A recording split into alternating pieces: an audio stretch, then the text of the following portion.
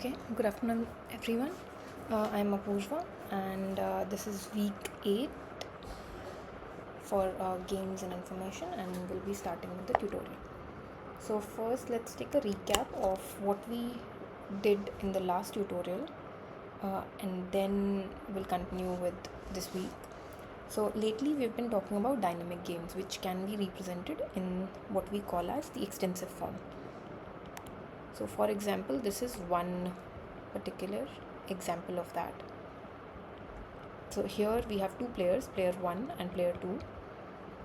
Player 1 plays action AB. Player 2 has also the same actions AB.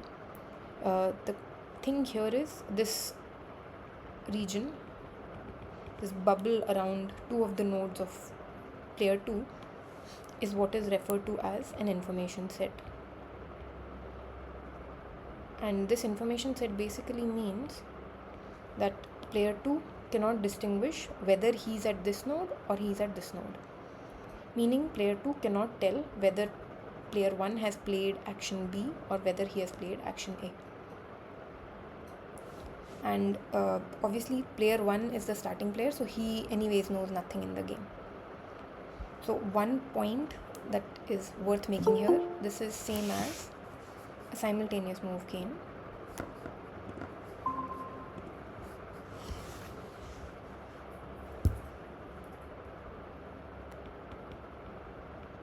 And we can write this in the normal form and find the Nash equilibrias for this easily. But before we even get to that, what can you tell me about the situation if the order was reversed?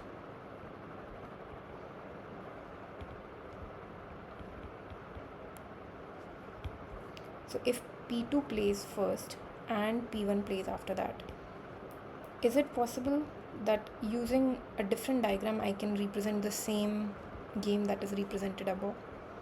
So player 2 still plays AB and player 1 also is playing the same thing, AB. Can I use what kind of things or what kind of conditions do I require in the second one to make sure that these two are actually the same game? So first thing that we require is we need to make sure the information available to both the agents is similar. Here player 1 knows nothing. So he basically doesn't know what move is played by player 2 because player 2 is playing afterwards. And also player 2 also is not aware what player 1 played. So here player 2 is in a similar situation in the sense it doesn't know what player 1 has played, so it's fine. Here at these two nodes right now player 1 knows what was played by player 2. So if we put these two in one information set, these two nodes in one information set specifically for player 1, then structurally these two are the same games. The only thing now is that we should write the payoffs properly. Again, payoff I'm still writing as payoff of player 1 comma player 2. Okay, the same way it was there above. So this is 3 comma 1. What will be the payoff here? Player 2 has played A and player 1 has played B, meaning it's referring to 1-0. Yeah, it will be 1-0. That's symmetric, otherwise it would have been different. Okay, and here again then it's 1-0, right? So why did you put those in the same information set? Can you just repeat those? yeah, so what I'm saying is let's say this is the game given to us, this one.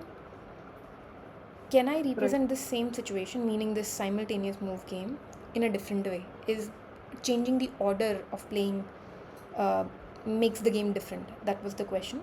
So what I'm saying is, okay, let's make sure the information available to both of them is similar. Here P1 doesn't know the actions of P2 and same for P2. P2 doesn't know the actions of P1, right? This was the case here. Right. And by putting this information set here, this one, the dotted one, I've made the same scenario. Point being, one simultaneous game can be represented in both of these forms, and both of them are equivalent.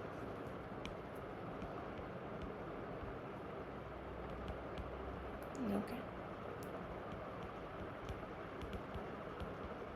These two are equivalent. Okay, now let's move forward. So in either of the forms, we can make the normal form for this game and find the Nash equilibria. Here, this is a very small game. This is just two players playing one time each, and it's very small tree. So the normal form is just the static form of the game, the simultaneous move game, and that's just what is going to give us the payoffs, or that's going to give us the equilibria. So here it'll be for player 1. Let's say everybody is maximizing. Player 1. So I can fill this box and get this. Next step would be, since both are maximizing, I can try and find the Nash equilibria in this. First we try with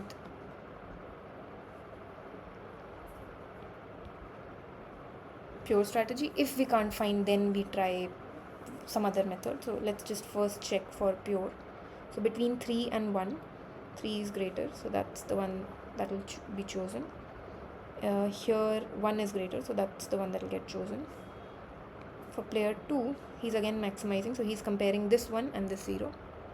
So he'll choose this one, and here he'll choose this. But anyways, we got one Nash equilibria in this game, which is Right. this. This is referring to the path AA. Yeah. Okay, so this kind of process we have already done, and we saw what information set means. Now this time we are going to deal with slightly more complicated scenarios. So this recap sort of helps us get an understanding of what we're trying to do. Remember, this is a simple version. We could have had slightly more complicated games. I'll not solve for it, but I'll just show the structure. So maybe something like this.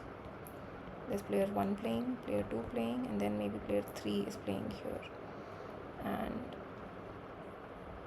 let's say these are in one information set. And the last player is player 3. Okay, and some payoffs are there. So today we're going to talk about scenarios where there are situations like this, where there are some information sets which are not singletons. If that happens, then what kind of game classes can we systematically have solutions for? So that's the focus today. And we know that we can, right, so if we have a game like this, or a simpler game like this, we can find at least some of those equilibrias by doing backward induction. For example, if suppose this was the game we had, this example, this is a zero-sum game where player 1 is minimizing and player 2 is maximizing. It starts with player 1, then player 2 plays, and player 2 gets to play at 2 nodes. This is an easy situation because there's no, everything is singleton. These two are not in one information set. So all we have to do is recursively see which is the best option available for each agent. So let's say we do it one by one. So here, let's say at node x1 we are starting. We will get, we'll get 3 as the optimal choice between 3, 1 and 0. And at node x2 we will get 7. Meaning the game can be reduced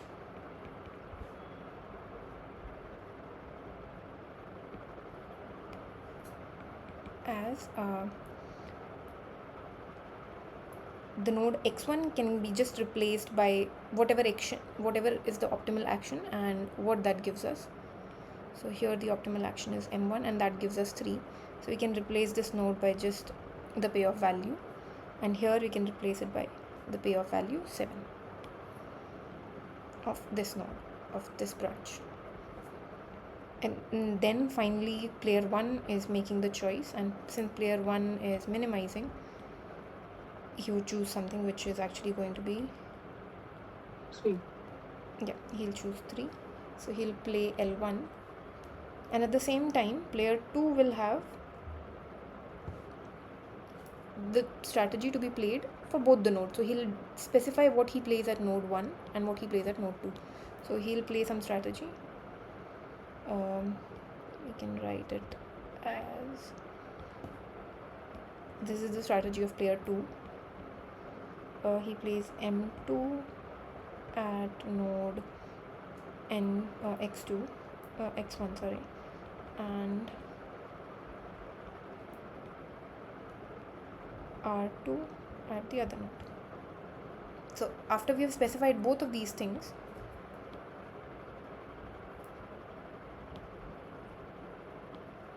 after we have specified what player 2 plays at both of these possible nodes, that's when we have a complete profile, and that's, in this particular game, one of our Nash equilibrias. And what we have found, in other words, can also be called subgame perfect, because we found it by looking at a part of the game, a sub portion of the game, and we chose the optimal there and then recursively went through the process or used the process of backward induction.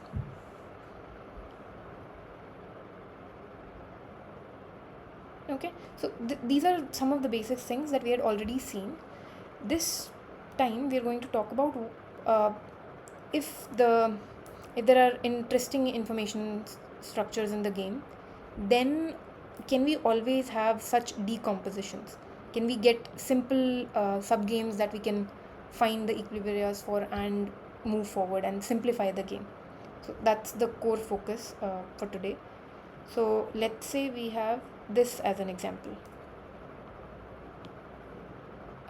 We had seen some of these last time in the tutorial at the end, but let's go over them again to just make sure that we understand the terms that were introduced in this week. So yeah, so let's first start by focusing on which player knows what, and then we are going to try and answer, can this be decomposed? So let's start by asking who knows what here. So what does player 3 know? So player 3, let's say I'm focusing on this one first. Yeah, so it knows that it came from he knows that he came from R1, that P1 would have played R1, and that's all. Yeah, so he knows what player 1 played.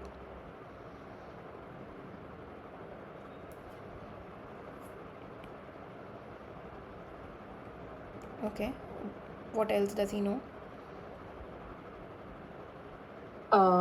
He doesn't know what P2 has played. He just knows that P1 and that P2 has played something. P2 has played something, he doesn't know what. Perfect. And what does, in the same scenario here, this particular P2, what does this P2 know? Yeah, he knows that he came from R1, that P1 played R1. Right, so he knows the same thing, that P1 played R1. And does he know anything about P3?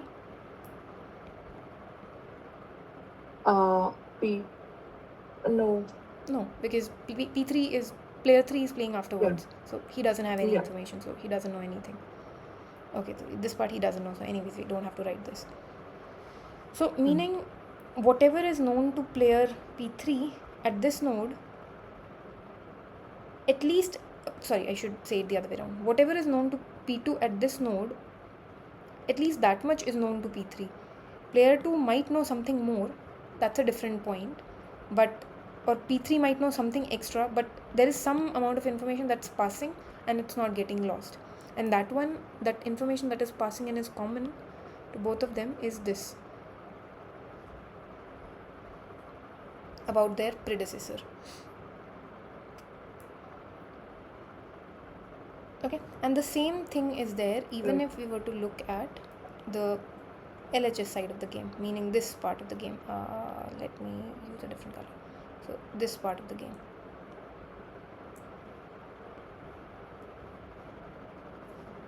It's exactly the same thing, so there's nothing else.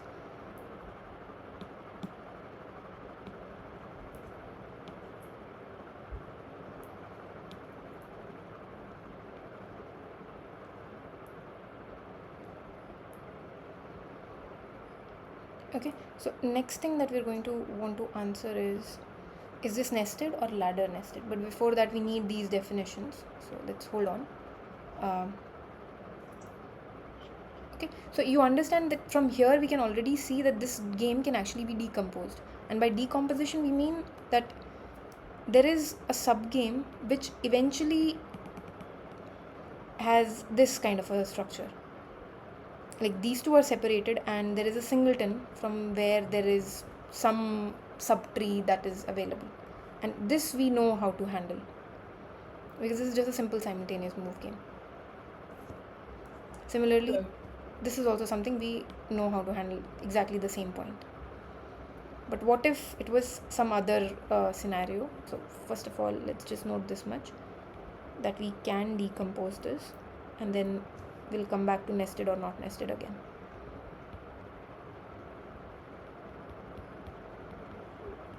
Okay, so another thing that I can ask here is, can you tell me the number of subgames?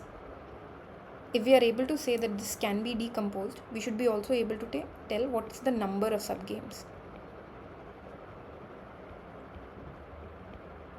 So the two, these two that you've highlighted, and then would it be a third one? I'm not sure, like which has both of these. Exactly, there will be a third one, right? If this can be reduced, we'll ultimately have the best payoff from here, not the best, but the equilibrium payoff from here coming at this node and from here also coming at this node. So that gives us a third subgame to simplify. So you're right.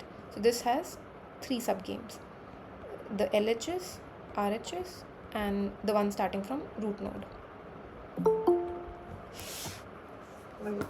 Yeah, let's take a few more examples. Okay, what about a scenario like this?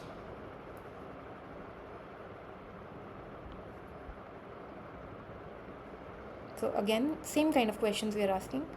First, who knows what? Then, can we say something about decomposability in this particular extensive form? And then, is this nested, ladder nested, or what? So let's start with who knows what.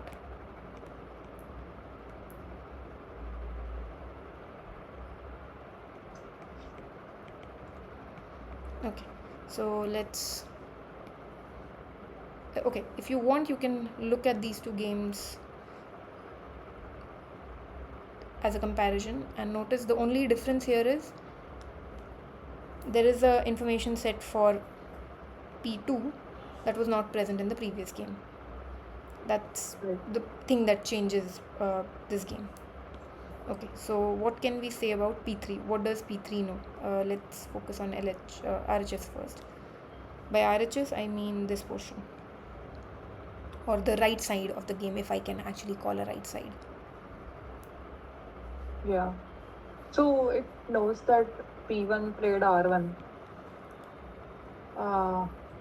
and P2 played something, but I don't know what. Okay, this is correct.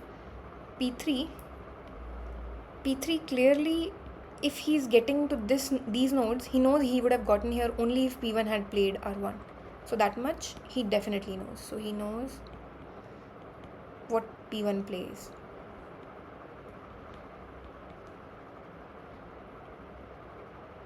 And about P2, does he know something? No. The fact that P2 has played what is not known but has played, that's all it knows. Yeah. Right? Yeah. Okay, then now let's look at P2 for this particular game. Same thing, now instead of focusing over here, I'm focusing over here. Or can I even focus over here? Because for P2, these two are in one information set. So now what does P2 know? Yeah, just that P1 has played.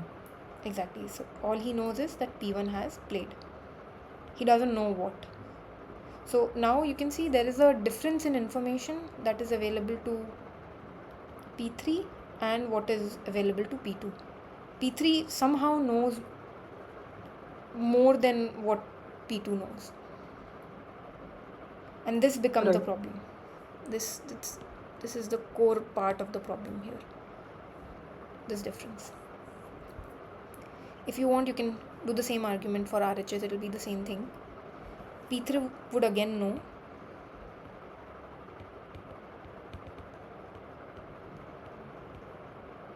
P3 would know that P1 has played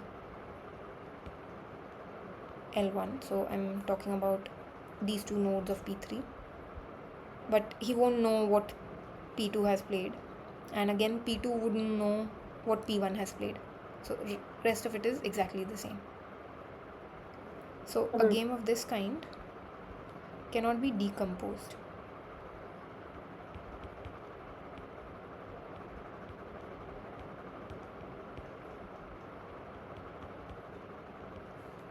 So how many sub-games are there?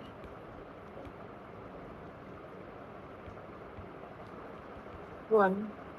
The original game itself, because we can't break it down at all. Okay, so next thing that we would want to know is whether it is nested or ladder nested, and we'll come to these in a moment.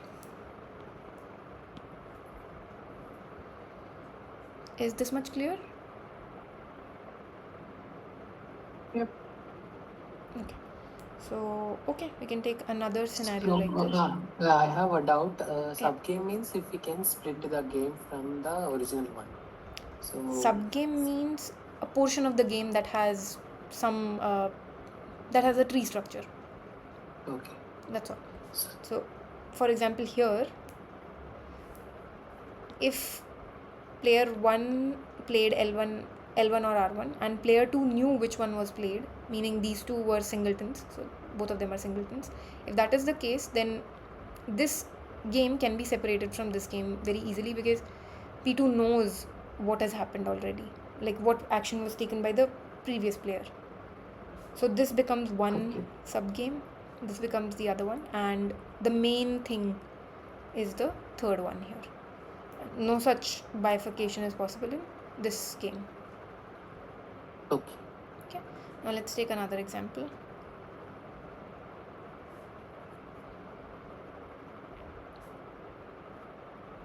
So if you want to compare these two before we start discussing them. Now the way the information structure is partitioned for P3 has changed. For P2 it's the same as before. So we can focus on each portion. So let's say we start with this orange information set first. So I'm talking about these three. What does player 3 know here? Or is there anything player 3 knows? Knows that P1 has played and P2 has played. Sure, okay. He knows P1 played and P2 played. Okay, but anything more than that? That's the trivial information, of course.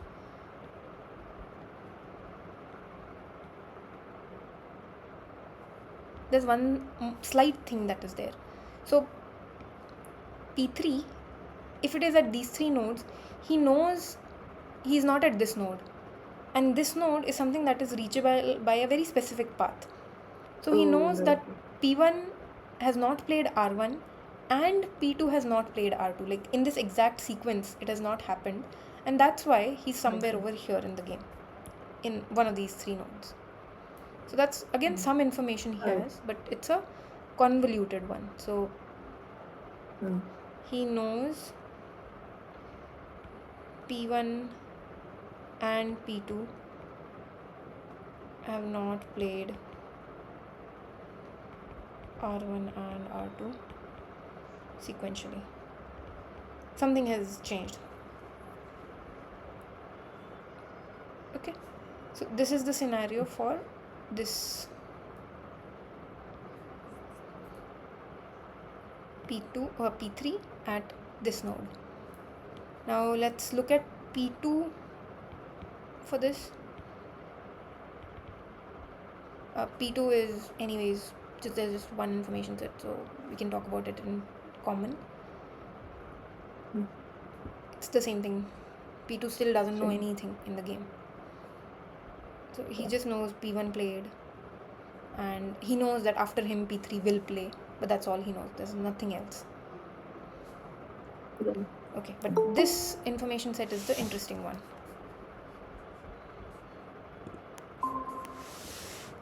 This green one is the more interesting one here. So when we are talking about this information set, then what does P3 know? So let's start from backwards. So let's start from player 3. What does P3 know at this information set, the green one? That P1 played played R2. Yeah, so he knows the exact path that must have been taken for him to get there. So he knows P1 played R1 and P2 played R2. Anyways, it's a singleton, so meaning there's nothing to worry about. He knows everything. Right. So is this game decomposable? Can we decompose it at all?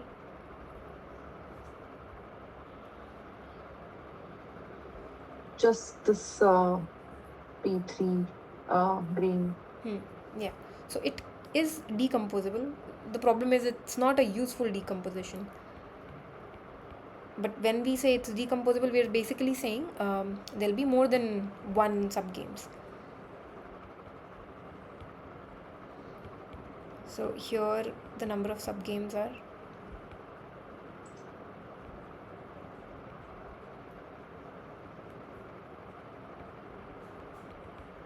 how many are there? Two. One is this one, and the remaining forms another one where this is replaced by the chosen optimal strategy, payoff of the chosen optimal strategy. So there are two of them. Okay, now let's look at the definition of nested and ladder nested, and then we can come back to these examples. Oh, by the way, there is another possibility, right?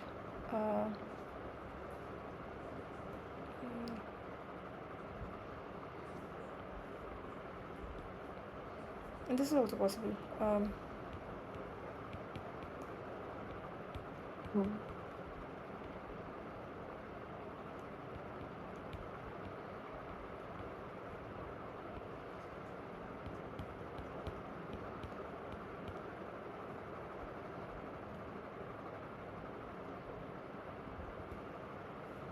This is P3.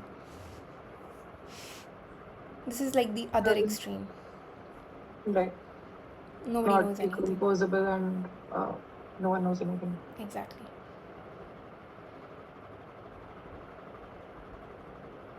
So there is one interesting thing about this game, and we'll come back to that again. The order of the yeah, sure, no problem. The order in which the players are playing can be interchanged, and something interesting happens in this game. We'll come back to that again in a minute. So in the meantime, let's look at the definitions. Before that, this is not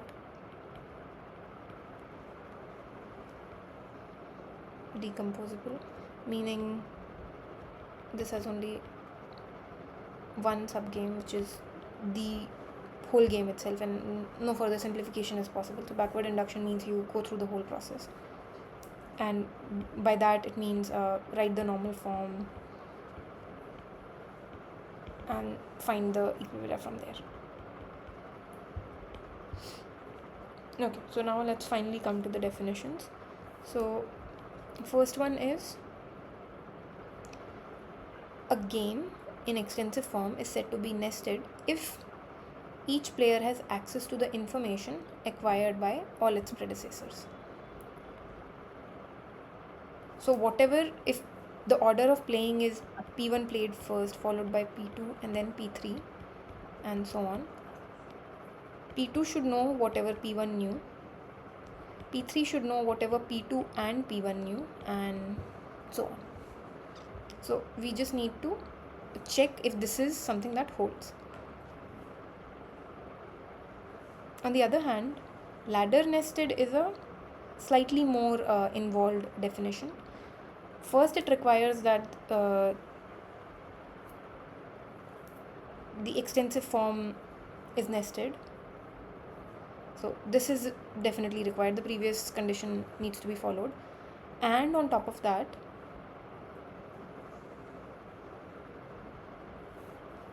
the information available to player Pi and the previous player, so Pi minus 1, is just the action taken by Pi minus 1. And when we are talking about this scenario, we are specifically focusing when the node from Pi1 is a singleton. Meaning, if suppose this is some game, this is Pi, this is Pi minus 1. The only difference in the information, so Pi should in principle have whatever is information available to the previous players, so Pi minus 2 till all the way till P1. It should know all of that information, and Pi would know all the information of Pi minus 1 and everything else before. But maybe there are actions here or actions over for the previous players. All this is saying is, if this is a singleton, if the branches that we are focusing on are coming from a single information set for player Pi minus 1, then the only extra thing that Pi knows is this action. It may not know this, but that will be the only extra thing it knows, nothing else.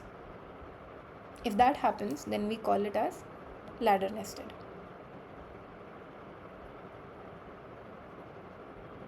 So it's allowed that it may not know the action of its predecessor also. Like, or it has to know a Pi minus 1's action. It doesn't. Okay. That's the only difference. So the only difference can be nothing also. That's fine. That's completely okay. So for example, this one. Player 3 is this one. Player 2 are these two. And player 1 is this.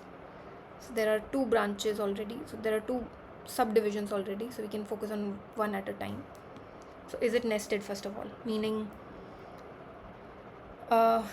whatever is known to P1, is that known to P2 also? And whatever is known to P1 and P2, is that known to P3?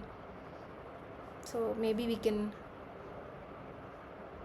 write it down and then go through it. So P1 knows nothing, so we have nothing to worry about. Let's focus on this portion first.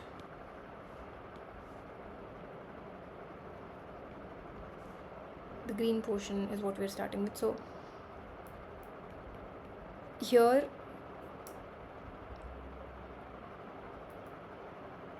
P1 knows nothing that leads to this branch. So P1 is anyways null information.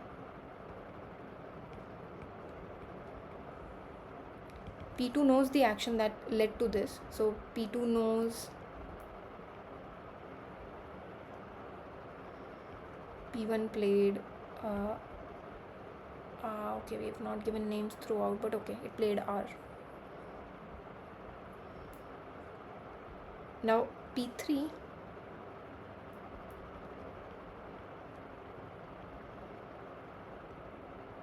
also knows that P1 played R. That's there. Yeah.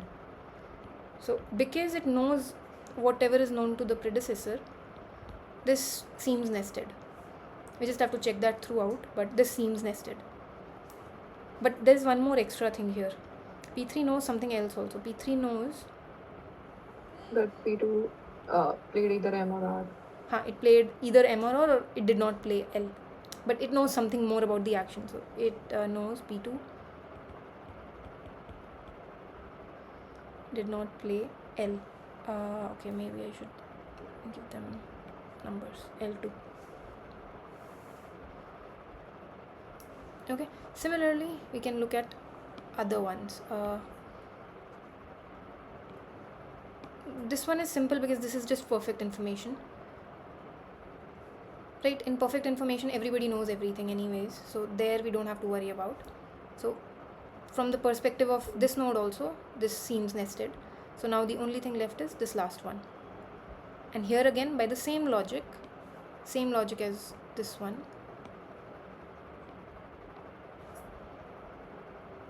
we would get similar arguments, meaning P1 has no information, P2 from here leads to these two actions. So P2 was generated by P1 playing L, so P2 would know that P1 played L, and P3 knows the same thing, that P1 played L, and that's it. Actually P3 doesn't know anything extra here. Yeah. P2 played, he doesn't know what P2 played, but that's all. Okay, so this game is clearly nested, right? It satisfies all the condition. Whatever is known to 1 is known to 2, and whatever is known to 1 and 2 is known to 3, and that's true for all the nodes and all the information sets. So this is nested. For ladder nested, see, the condition was, the difference is the action. Okay. Once again, can you explain the ladder nested definition? Oh, you want the definition explained again? Yeah, sure. So what it is asking for is, the game has to be nested first of all. After that, you can focus on two players at a time. So let's say we are focusing on player Pi and player Pi minus 1. One of the requirements is, for Pi minus 1, whatever branch we are focusing on, or whichever node that we are focusing on, has to be a singleton node. Okay, so let's say this one is a singleton node. Here this is a singleton node. Then once this has happened, the only thing Pi would know more than Pi minus 1 would be these actions. So if, for example, this was the scenario,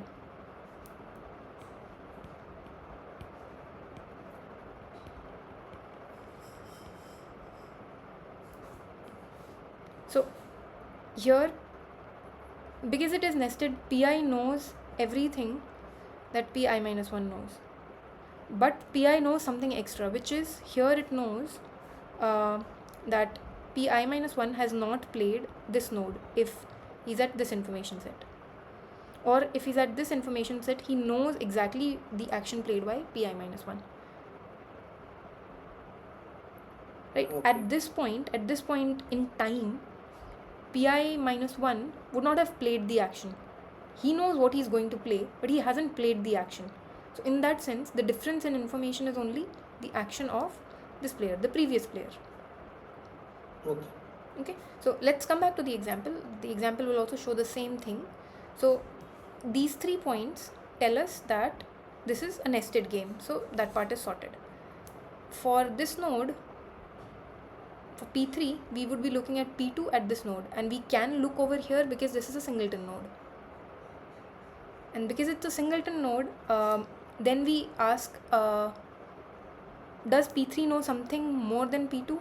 And if it does, is that extra information about the actions of P2, or is it something else? We'll come to an example where this becomes more evident. But for the time being, this is an example. It's a straightforward example of ladder nested also. This is trivial because of this fact. At this information set, P3 knows something extra, and it knows what has not been played by P2.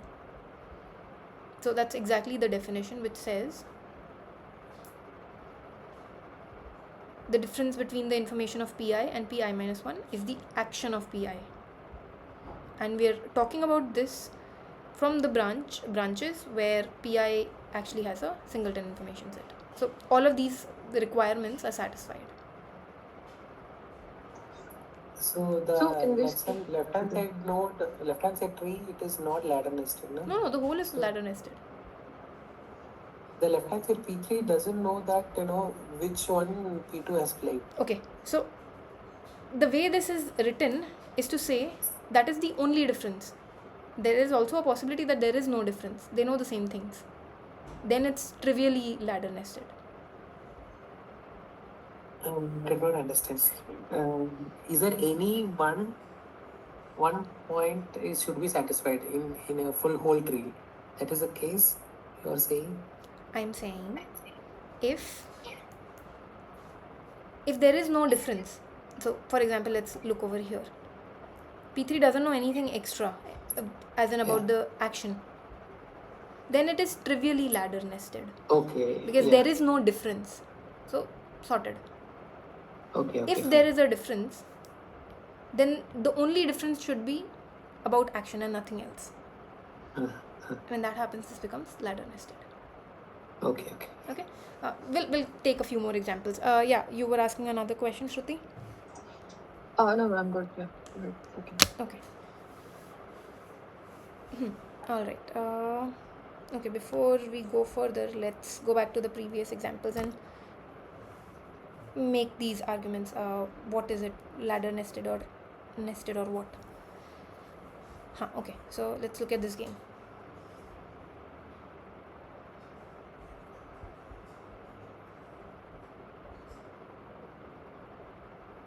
Is nested and ladder nested. Right, this is nested. Nested because whatever is known to P2 is also known to P3. And P3 doesn't know anything extra. That's true for both the nodes. So it is both nested and ladder nested. Right. And those are singletons also. Yeah, so these are singleton nodes, so we can actually make comments about ladder nested. So sorted. Okay, now let's look at this one.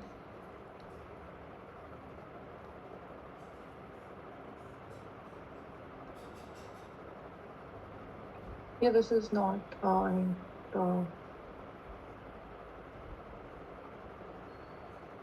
This is not. Yeah, this is not nested. This is not nested also. It's not nested because P2 here does not know what P1 played. But this information, what P1 played, is known to P3. So P3 knows something more than P2, and that something more is not just action, it knows actually something else. So this is not even nested. So it can't be ladder nested also. Right. Okay. It can be any number of levels and any number of players, and we'll have to check at every stage and everything. Right? Yeah. Because you have to check for predecessors, and it's not saying just the immediate predecessor. Right. Immediate is only for ladder. Nested has to be for all. As in, it's just saying that some information that is available at this node should sort of get passed down also. It should not suddenly vanish. Right. If it is vanishing, then it should vanish for everybody throughout. And it's not even allowing the case that a descendant knows something that the ancestor doesn't know. Yeah. Okay, so let's take this as the next example.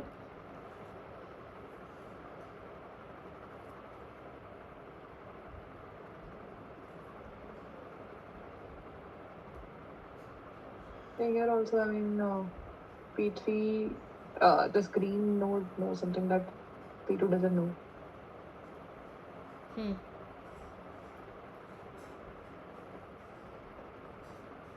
So this is not No, nested, not ladder nested. So both of these. Okay. What about So this I one? have one more doubt. Yeah. So if any one node is not satisfied, then it is completely not ladder nested or nested. Huh. Yeah. Yeah. Thank you. It should be satisfied for all nodes, all information sets throughout. The conditions are true, like in general. What about this one? Nobody knows anything in this game. Then it So is this is nested, nested. ladder nested. It is nested, It is but it nested. won't be ladder nested.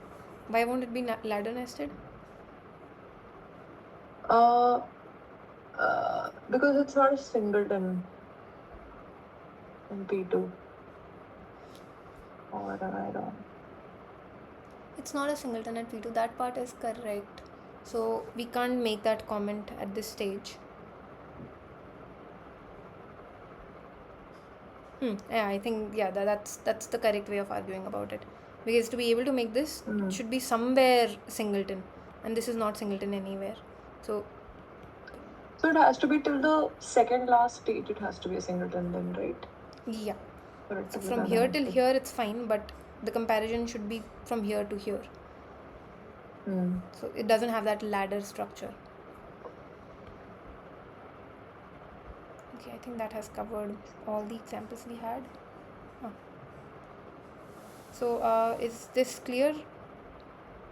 How to look for whether there are subgames in the game, subgames in the extensive form of a game, then whether it's nested or ladder nested, and then once we know what is the scenario, whether we can decompose it, how many subgames are there, we can start decomposing and actually finding the equilibrias, at least the ones with backward induction straightforward.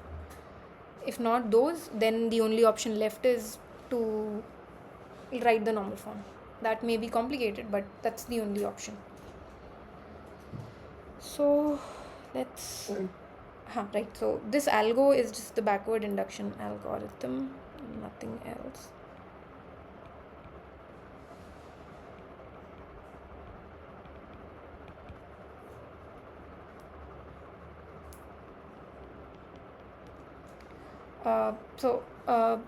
This is something that we've been doing over and over again. So the idea is we find the subgame. The subgame can be something simple. For example, it can be just this one, or it is this one. We find a subgame, solve for that subgame, meaning choose the optimal choice from here, or in the static game, solve for it, find the Nash equilibria using normal form. Once we have that, we replace the branch, this particular branch with this option, and this particular branch with whatever is the optimal choice here, and then recursively compare again and continue going upwards in a recursive fashion. And the same thing should be happening here also, right? The process is clear, and this is exactly what backward induction, the algorithm also says, that you identify the subgame. Yeah, they are calling it sub extension form, or the static version. There may be a static version, or there may be a simple scenario like this, a singleton with some branches coming out of it. Solve for that, meaning find the Nash equilibrias for that. Then replace, if this is the part that you have solved for the previous one, the one before it, replace the correct choice, the payoff for the correct choice over here, and go upwards and repeat until you've reached the top, the first player, and then the first player just makes the choice. So because this is a choice of going upwards, and as long as at each stage something can be found, we would have an equilibria coming from this. But at the same time, it's possible, at least by normal form or only focusing on pure strategies, we may not get anything here. Right? Not every normal form game has a pure strategy Nash equilibria. We know that part already. So that may be a problem here. But as long as there is a portion like this, we would always get some path and we'll get something. Okay, so let's now take a few examples. Don't be scared. This looks very big, but it's the same tree as before, and we do the exact same things. So, how many subgames are there, first of all? You have to count the subgames properly.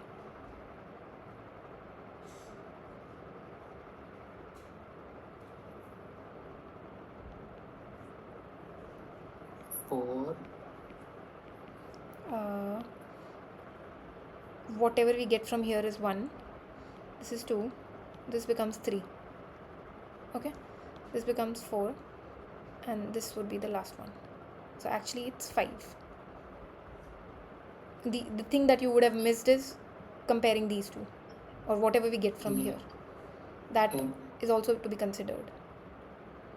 Okay, whatever happens here is fine, but this is also a subgame, or just this is a subgame. So there are actually 5 subgames. Okay, so let's start with the easiest first. Let me give them some names. Okay, so I'm calling this as information set 3 1. So this is for player 3, that's why 3 there, 3 2, and this is 3 3. For the other players it's all singletons, so it's fine. So what happens at I3 2? What would player 3 play? Okay, everybody is maximizing.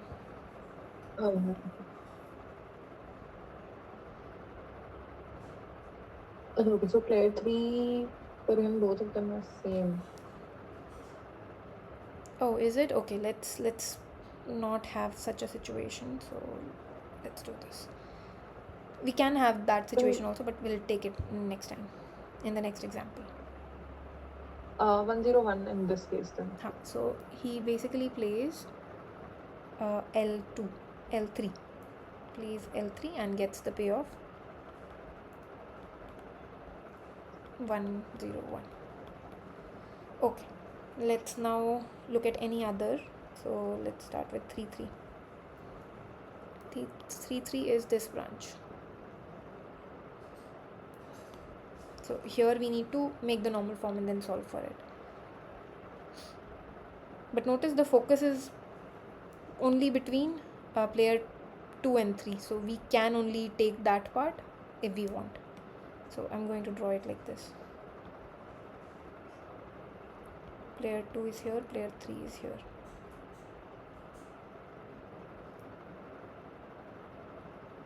This is M2, R2. These are left, right, okay? Just not written.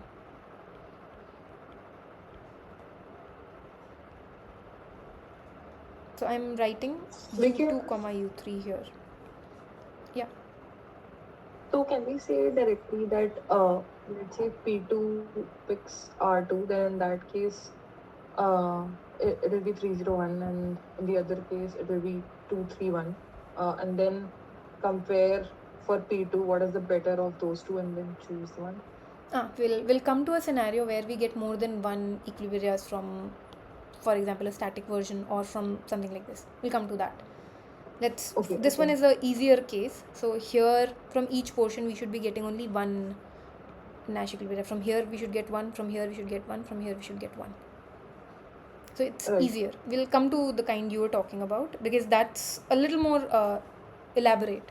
The idea is simple, but it requires you to go through the process more than once. Yeah, but like, I mean, what I was suggesting was that for this only, like, for this case only, I'm saying that like we can we solve it this way, that if P2 takes R2, then P3 will pick 301. And okay. The reason you can't make those arguments is because Just look at this value. p3 has to choose between 1 and 0 here. He would prefer this if he knew Yeah. which node he was at. But here he Acha, would okay, prefer okay, this okay. node, this branch. Right. The preference is different in both the cases because it's a information set. That whatever he plays has to be just one choice. He doesn't get to play differently at this information set, right? So he needs to now choose whether he should play this or he should play this, or maybe one of the other options, Okay, right. right? Because Yeah. here this is Yeah. one information set and he can't play two different things. He can't distinguish them, so he can't have that in the strategy by default. And that's why Right. we have to go by normal form. That's So I agree with you. I mean, like that P3 won't be able to decide because for him both the states are indistinguishable. But let's say if we need to solve for this case, let's say we need to get that, then wouldn't that approach still work? No. he doesn't have that strategy available. So if you were to write the strategy of player 3 at this information set, so let me denote it by this, okay?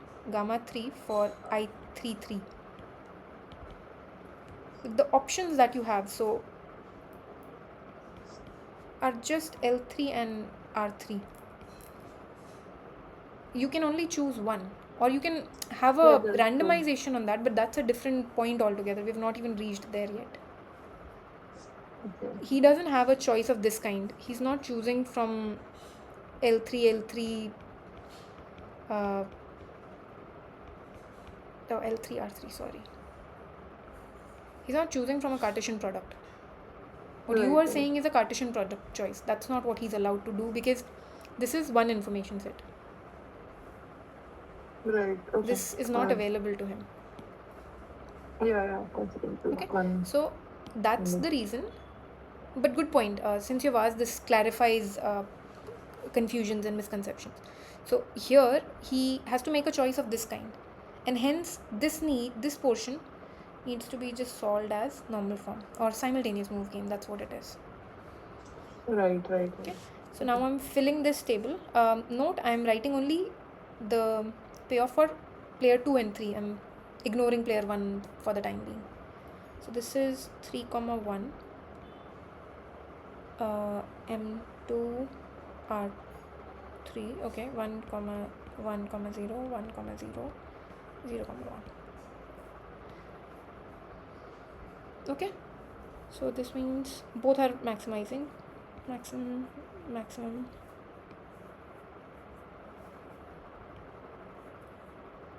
So between these two, this is the maximum. Between these two, this is the maximum. So see, the Nash choice is this one.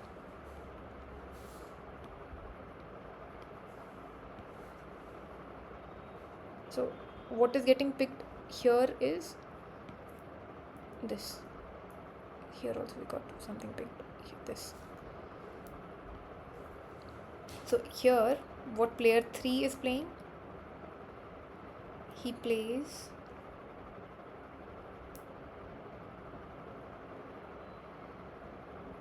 what did player 3 play?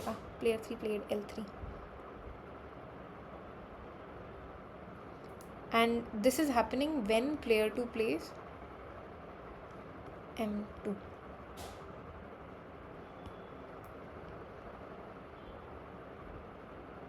Okay, that means this portion has also reduced now. This has reduced and this has reduced.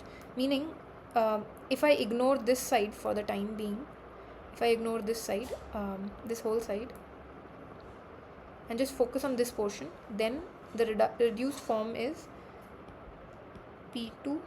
This side is the option is L2, and here he would get 1, 0, 1. Here he is getting this as the payoff. We have to be careful with the payoff. In the original version, we have to write the full payoffs.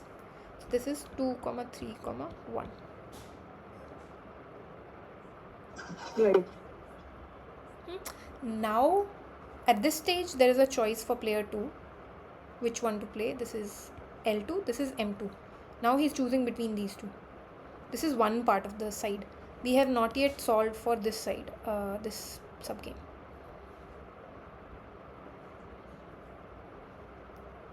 So let's finish this. This is easy. Yeah, that will be M2. Yeah, that means player 2 plays M2. That's the final choice for player 2. Okay, but this is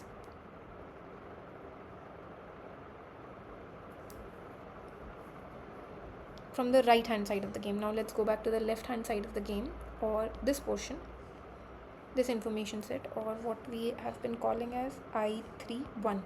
This is the information set for player 3, the first information set. Now here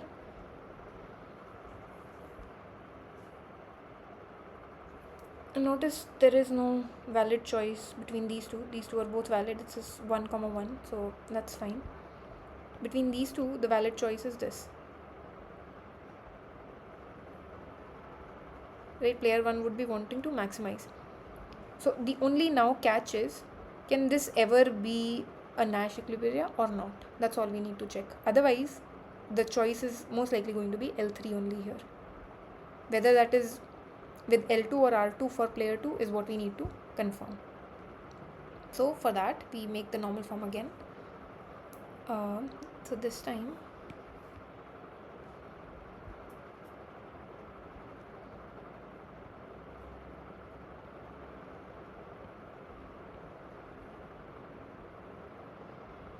so I'm writing P2 here, P3 here,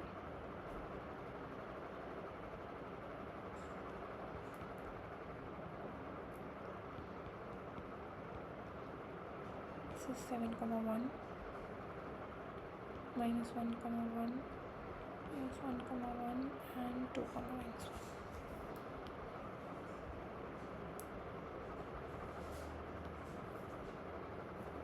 So both players are maximizing, so let's just find what is the maximizing ones.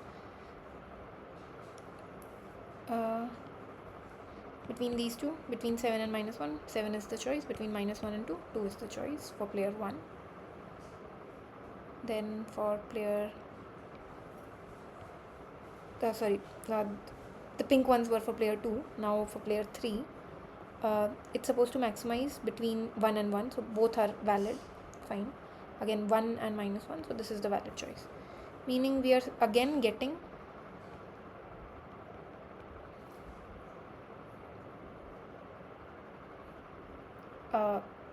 Right, I think, yeah.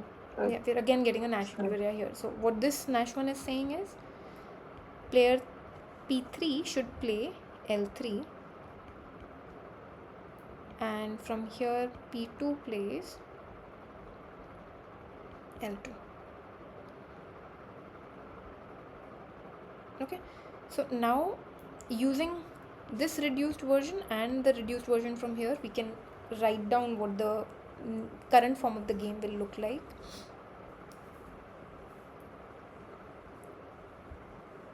So this is player 1, L1. In the left hand side of the game, the reduction became 1, 7, 1. This happened where P2 played L2, P3 played L3. This side of the game for R1, this is what we would be choosing. We would get 2, 3, 1, which comes with P2 playing M2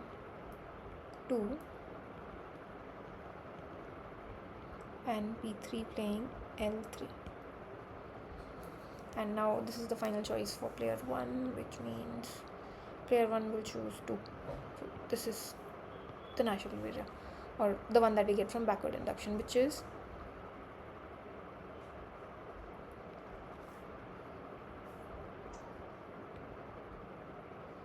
player 1 plays R1,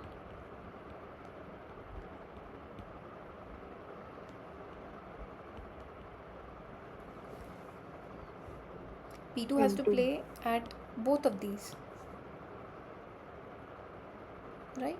Sorry? P2 has to play at both of these, so this needs to be written. Okay.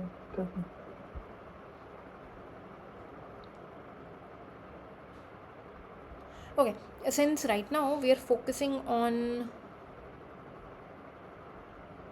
think P1 already played R1, so Yeah, so because we're supposed to be getting a path, so we can just write it as a path. Otherwise, we'd have to mention it as a whole profile. But okay, we're writing it as a path Oh, for the okay. time being. So path is R1, M2, L3.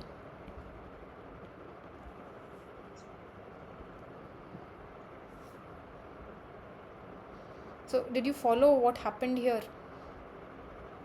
We did this a few times. We started with this first reduction. This was the easiest one. Then we did for this information set of player 3. Right. Then we were able to compare these two. Because we reduced this information set, we already reduced these two. Then we finally went to reducing this portion of the game altogether. That's the third reduction we did, which is this one. And then finally, Right. we reduced this full portion altogether. And this is what we got.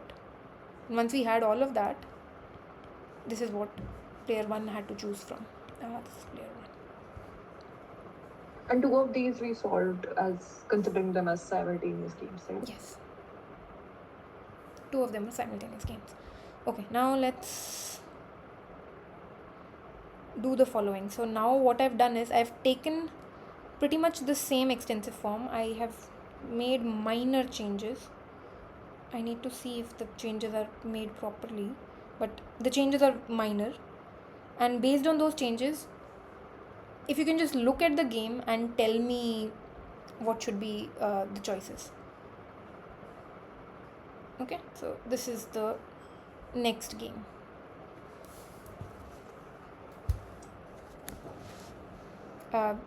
So the changes I can just point out. This portion is as it is. I did not make any changes.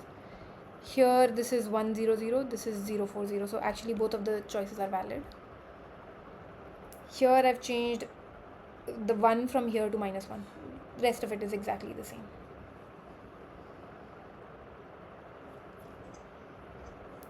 So the P3, you're saying the right RHS, the 231, starting from 231, everything is the same. And just for LHS, you have changed that to -1 and Yeah. -1. This is the one change and this is the other change. That's it. Okay. Okay, So, maybe yeah, let's but do I this. think- Let's do an easier case first. Let's keep this as the same as previous one. You can take another copy and do it again. That's fine. Okay, so then in that case, will we have to consider like both 1,0,0 and 1,4,0? That's the question, right? That's what you were asking also. So what are we supposed to do in such a scenario?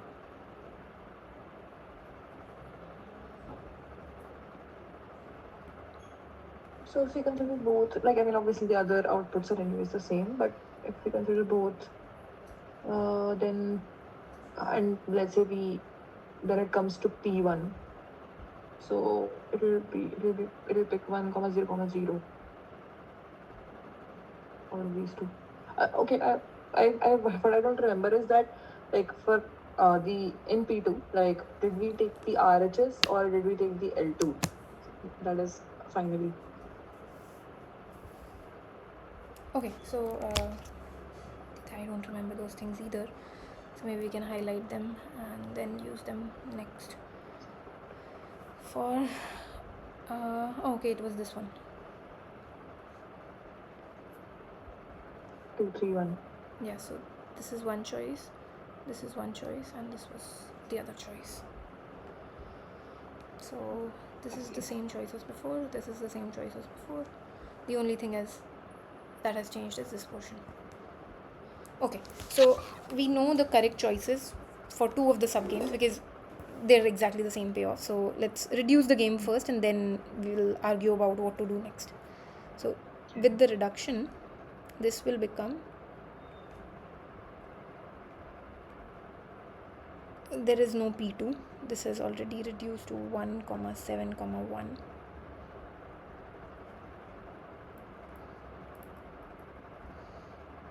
There are two branches here, right? Because I can reduce this portion but I can't completely remove it because there is still this branch as it is. And in fact, there are two choices from these branches which are equivalent from the perspective of player 3. Right. So this stays as it is, meaning this is L2, this is M2, and the payoff is 2, 3, 1. So what should we do? We have reduced this side, we have reduced this side. This is the only portion that we have to think about.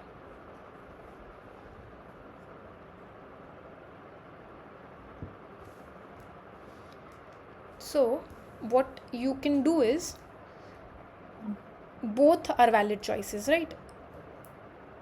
From Right. P3's perspective, both are valid choices. You take one choice at a time, go through with the whole process, find one equilibria, take the other choice, go through with the whole process and find the other equilibrias. Meaning, so there are two scenarios possible from here. So this is scenario number 1, this is the scenario number 2. Okay, scenario 1 means P1 has to choose between 1, 7, 1. This is okay. I am, let's say in scenario 1 I am focusing on this branch. So this is L3. P3 still gets to play, right? I'm choosing this one. So the choice is between this and this. Yeah, P2 will choose 2, 3, 1.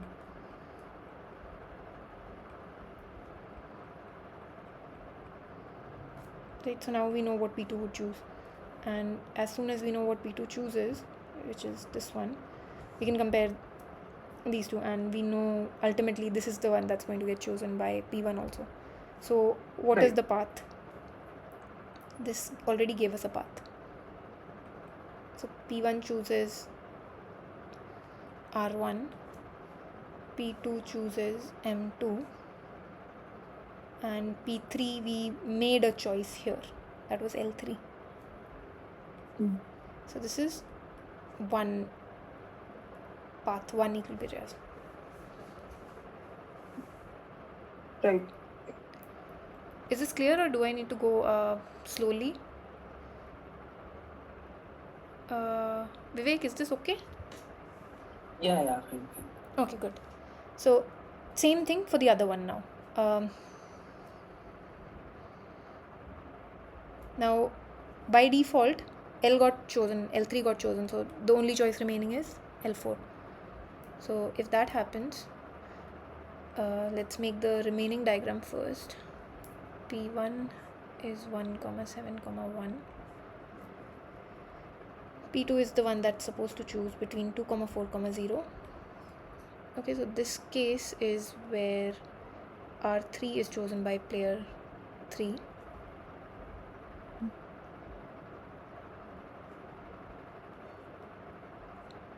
Now the choice is for player 2. Player 2 would prefer this, right? Right. And then finally the choice will come for finally the choice will come for player 2 to choose between this payoff and this payoff, meaning compare 1 and 0, and hence he'll choose this. So what happened here, we got player 1 would choose L1, player 2 chose L2, and player 3 chose R3. So we got two subgame Nash perfect equilibrias. So, can you just go to the diagram? Yeah, the first diagram was this one. Yeah, so here, since we're getting 1, 7 plus 1, so P3 here choose L3, right? Sorry?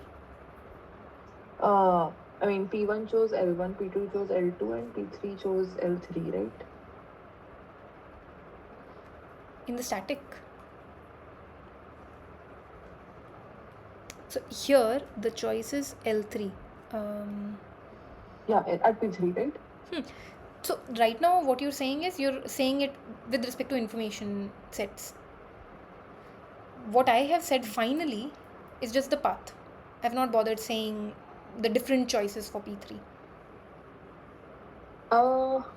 Okay. What I mean is, yeah. Yeah. What you're saying is correct. It should be written more properly. So the appropriate one would be okay, so let's write it this way.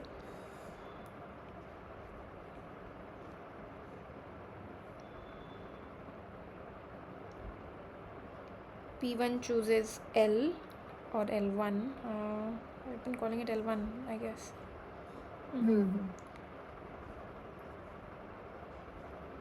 If this is the choice by player 1, player 2 has to make a choice over here.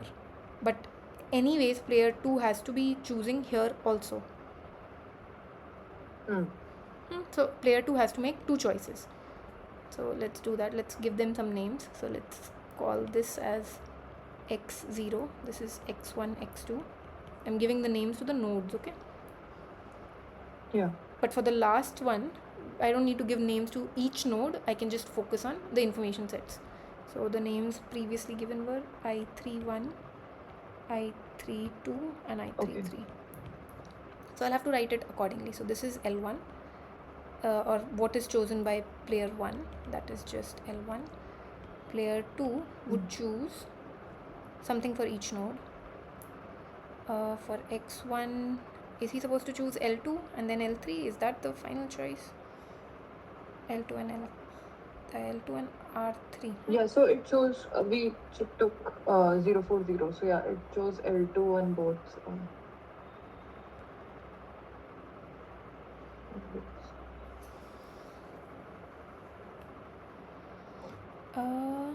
If it chose, oh no, I think I've not written it properly. This is not correct.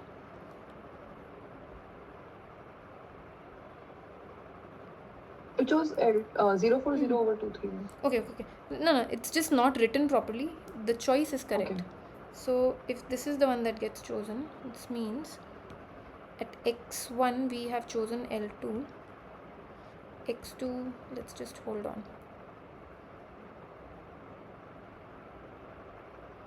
Gamma 3 has to be at each of those information sets. So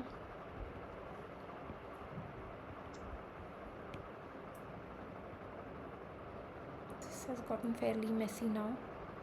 I31, I32, I33. Okay, so what were we saying? Okay, so this is where it starts, right? This is where the choice is. The choice is for I32. I32 chooses, let's say, L2. I'm sorry. Why would it choose L2? It will choose L3. It chose this one, let's say. So this one. This path is the one that we're following. Okay. That means here at x2,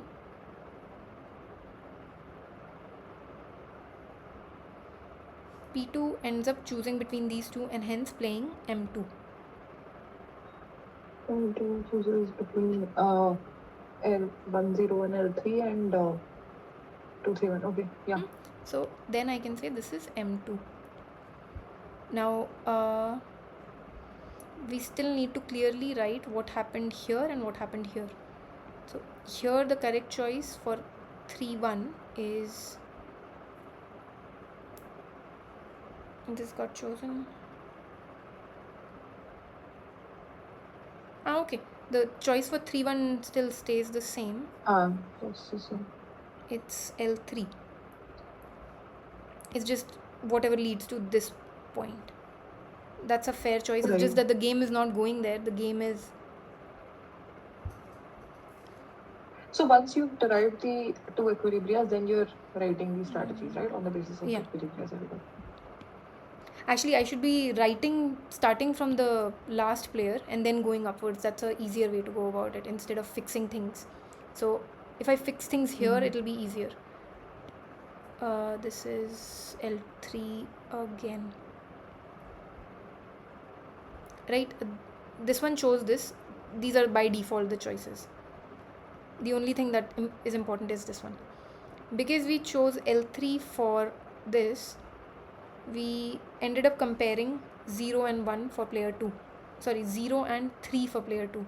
And player 2 preferred playing m2 in that case. If it plays m2 here, then for player 1 would not go for this direction, player 1 would go for this direction, meaning player 1 would play r. So this is the complete path if I have to write it very, very carefully. R. Okay, and can you just once describe how we would do it if we were to go like from bottom up? Bottom up would be Bottom up. difficult. We would end up getting into trouble. That's exactly what was happening when I was writing it that way. So the best way would be to write it like this. Let's start with gamma 3. So let's say these two choices are fixed. The only one that matters is what is chosen for this middle node. These two are fixed.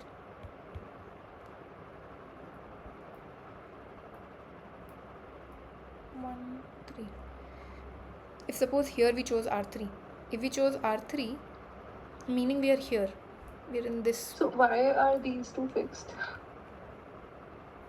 These two are fixed because this is the equilibria. This is fixed. This is fixed. Okay. Based on the two equilibrias here, I think. Yeah, okay. Ultimately, our strategy should tell us, depending on which node or information set we are at, what should be done by each player. And it should be the complete choice. So that's why we are doing this. Even though the game may go in exactly one direction and not all of those steps will matter. The important steps here are R1, M2 and what gets finally chosen? This one, I think. If it's going to M2, then it's L3.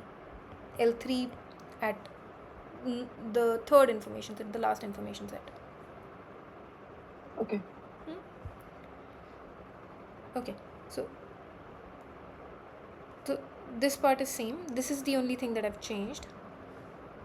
If that happens, then M2 is choosing between these two. Player 2 is choosing between L2 and M2. Now he'll no longer prefer choosing M2 because this is a better choice. So what happened is, at one of the nodes nothing changed. At this node, this is still the same. Because this was coming from a static game that we had solved clearly. So this stayed fixed, but it changed here from between these two. So now it became, I don't know what it became, L2 and L2. Okay, this became L2, L2. And last, if this happens, player 1 would actually prefer going for L1. Right? He'd be comparing these two. So he'd prefer going for L1. So okay, if you want, you can see them like this.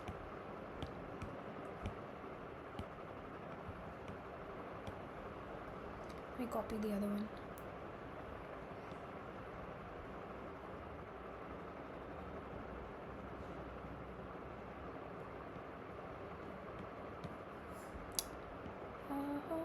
One second, huh?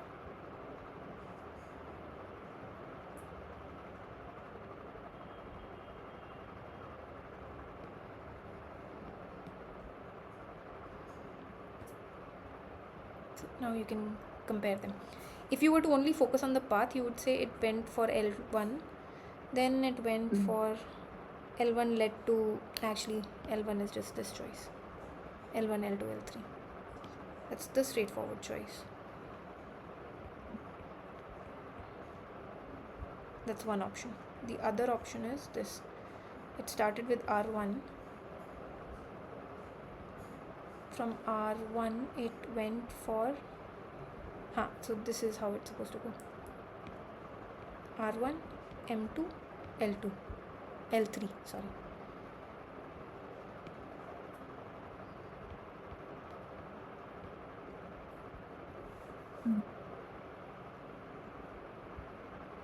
So writing the strategy is a little bit of work, but finding the payoff from this is fairly straightforward. We just used backward induction.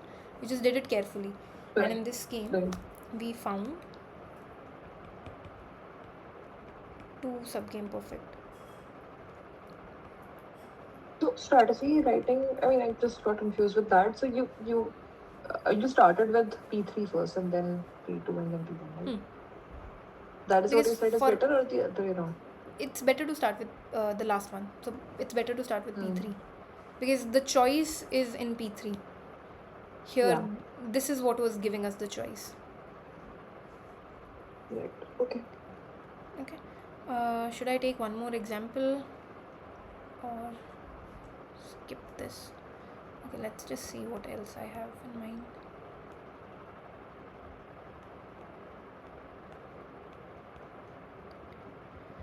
Okay, let's take a quick example and see if you can do that example on your own.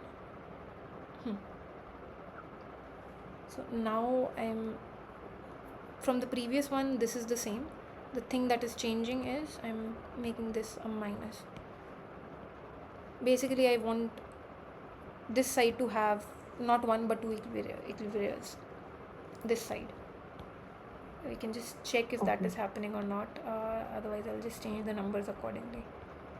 So this is 7 comma minus 1 L2 R2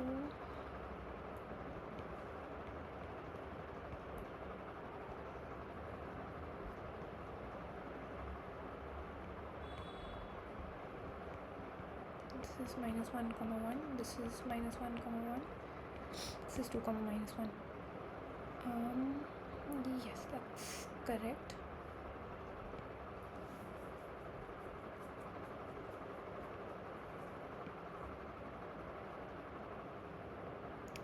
This has no Nash, but I wanted more than one.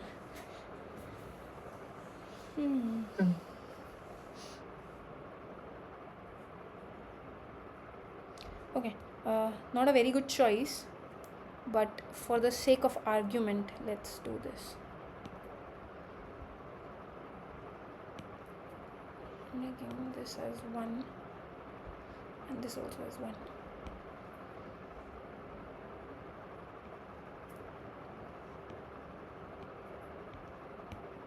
Okay, so there are actually 2 Nash equilibriums here. Okay. So now what do you do? How do you argue about the number of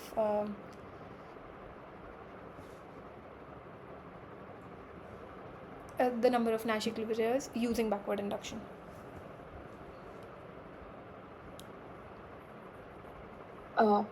So similar approach that we will take both of them, and then so like last time we calculated 2, this time it will be 4 because 2 here, 2 there.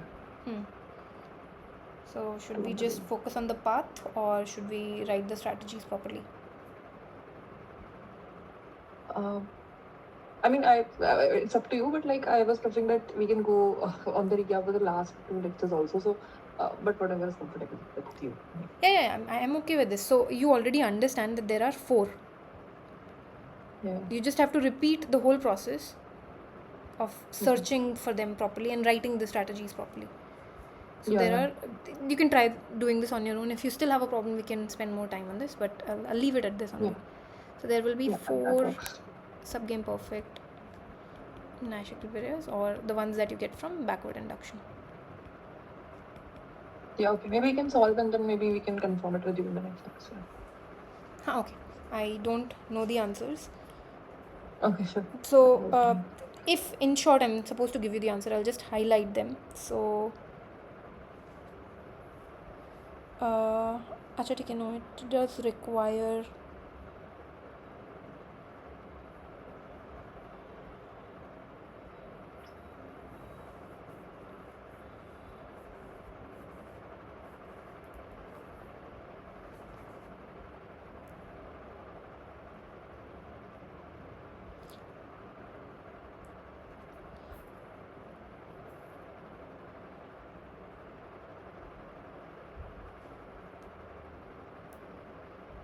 this is one possibility.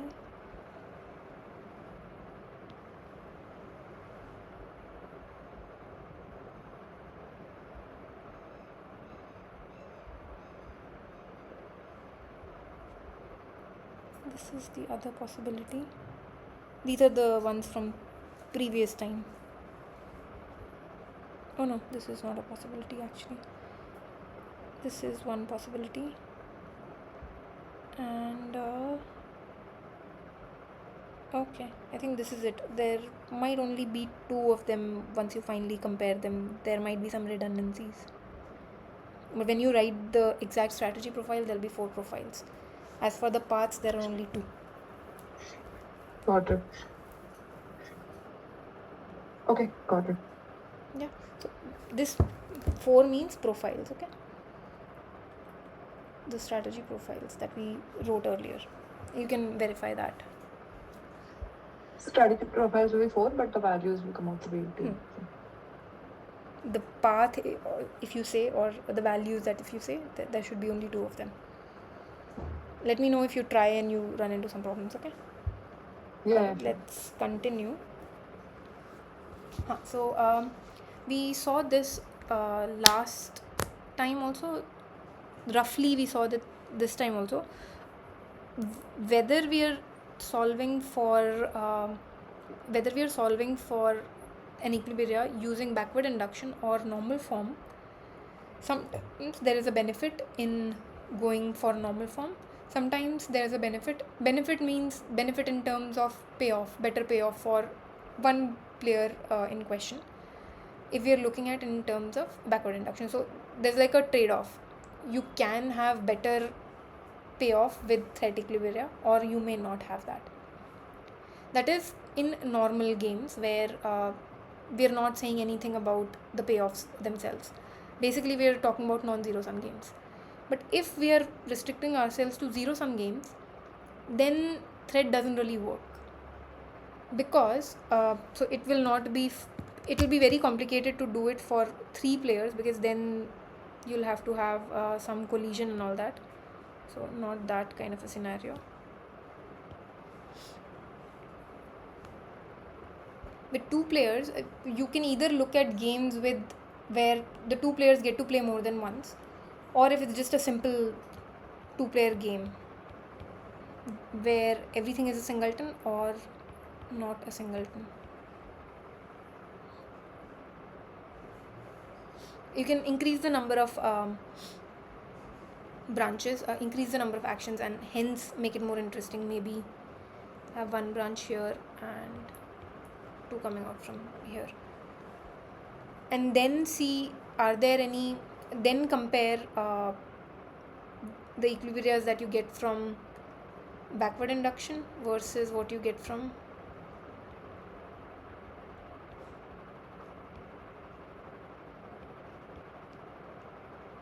normal form. The reason why will not get any improvement in the value of the game.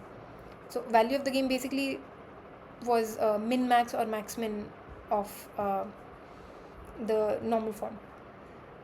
That will be the same no matter which process you go for, because in zero sum games we already saw that the saddle point has the same value, or the equilibrias all have the same value, min max value, or the security value is the same. When that happens, threat will not do any benefit to any player. So one player can say, you know what, I am going to choose to play a strategy that gives me a payoff of -1, even though I'm maximizing. I will go for something negative. The other player will be like, okay, go for that. It will not affect the other player, because the other player will have the exact opposite effect of that. He'll gain. Right. So basically, the whole idea of threat and pre-committing and delayed equilibrium and all of this that made sense in non-zero sum games does not have a meaningful effect in zero sum games. Reason being, in zero sum games the value of the game would be same for these Nash equilibrias, no matter which route you use to find them. Whether you use backward induction or you use normal form, you'll not get that kind of a benefit that one player is able to get a better uh, payoff than the other ones that he could have not gotten if he was solving the game by just backward induction and so on. So this is The value would be the same, is what you're saying. right? yeah, because the value would be the same, because you'd be talking about it from the perspective of security levels or min max, or even if you do it in a direct manner, this is a property that is satisfied by zero sum games. Because of that, there won't be improvement in the payoff. So threat or pre-committing doesn't really matter in these types of games, while it mattered when we were dealing with non-zero sum games. Pre-committing or Right. threat means one player saying, you know what, this is what I'm going to play, even though this is not a rational choice for me, this is what I'm going to play, so that the other player is sort of manipulated to avoid going for this if he's being rational and choose something else. Right. Yeah. Yeah, we saw all of these things earlier also. So now let's talk about multi-act games. Multi-act game means each player gets to play more than once. Single act meant each player gets to play at most once. Now they can play more than once. Now, as soon as players can play more than one time, the question of memory comes up. It's not just knowing about, I don't just have to know about what action you took or what are the actions of the other player. Now I should know whether at some time in the future or in my current time, do I know something that was already known to me in the past, or have I forgotten something? So this is a question of memory, and this needs to be handled carefully. So the way it's defined is the following. They're saying uh, games of this kind are actually systematically possible to talk about, and hence they're talking about it. If you have an example which is not a multi-act game or a feedback form game that satisfies these conditions, you can still solve for it, but you may not, your way of solving for it may not be general enough to apply to all settings. The ultimate way to solve for it would be to just look for the normal form. Okay, so here multi-act means the players will get to play more than once, or they will play in stages. And stages means in one stage each player will get to play at least once, or rather not at least, at most once.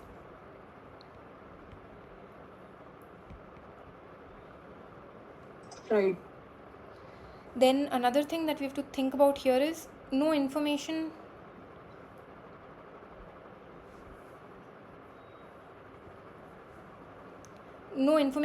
set should contain nodes from different stages, meaning this type of a scenario should not happen. Say this is stage 1. Stage 1 meaning whatever is the number of players and whatever number of turns they're supposed to get, they already got their turns. Now it's stage 2. Here player 1 had played, and here player 1 is playing, maybe here also. These things can't be in one information set, that's all it's saying. And what that means is the player should be able to distinguish whether it is stage 1 or stage 2. This is like saying, suppose you're playing a game of Monopoly or something, where sometimes a player might go to the jail and hence they don't get a move. But that doesn't mean they don't know which round is going on. Each Right. player gets a turn. Some may miss some turns, but they still know that, okay, this is the first round we're doing, this is the second round we're doing, this is what happened in the first round, and so on. So this is just telling us that this type of information structure is not valid.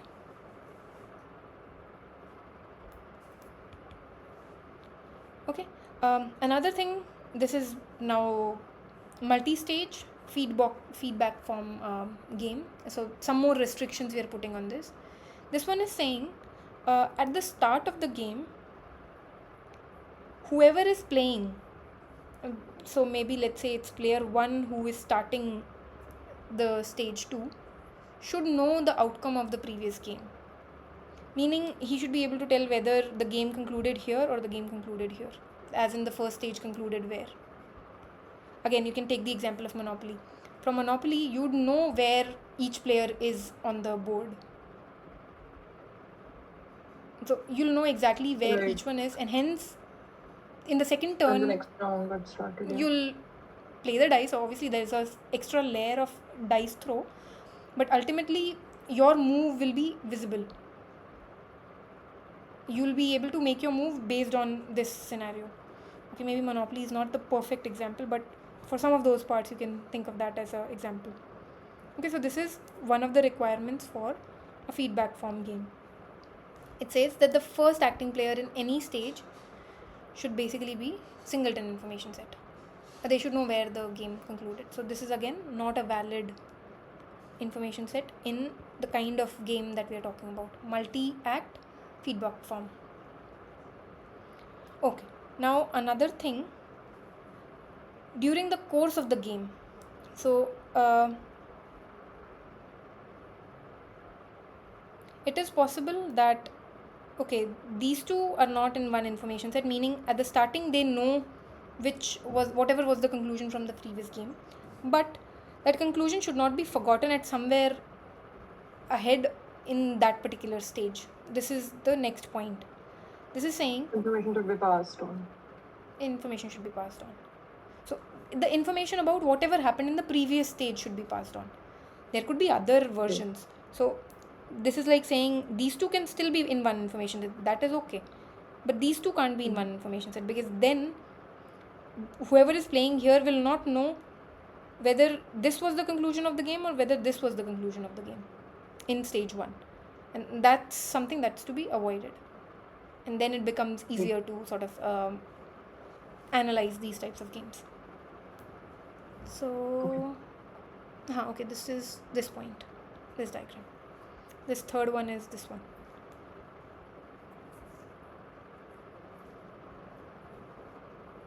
So, if these single act games at each stage are ladder nested or nested, then the whole game is said to be, like all the stages overall are said to be ladder nested or nested feedback form game.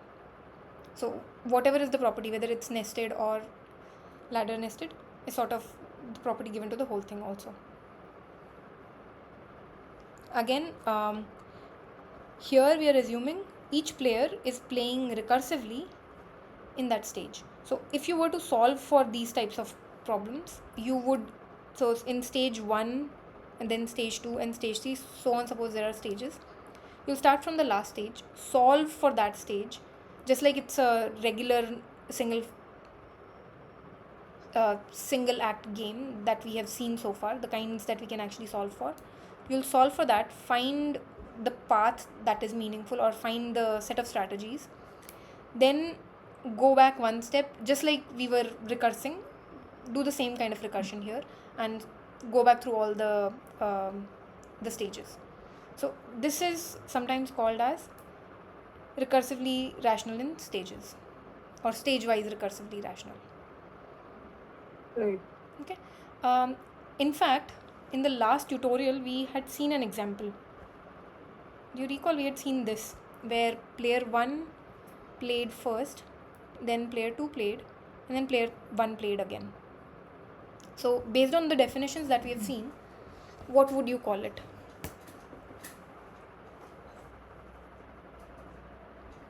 It is definitely a multi-act game. So multi-act just had very simple requirements.